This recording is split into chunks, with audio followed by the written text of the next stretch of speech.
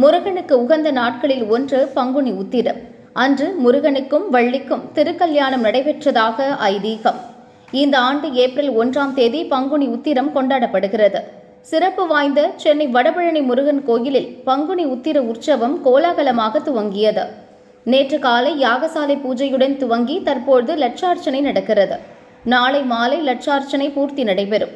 தொடர்ந்து ஏப்ரல் 1ஆம் தேதி பங்குனி உத்திரத்தன்று மதியம் உச்சிக்கால பூஜையில் தீர்த்தவாரி நடக்க உள்ளது. ஏப்ரல் 1ஆம் தேதி இரவு 7 மணிக்கு சுவாமி வீதியுலா வந்து பக்தர்களுக்கு அருள் பாலிப்பார்.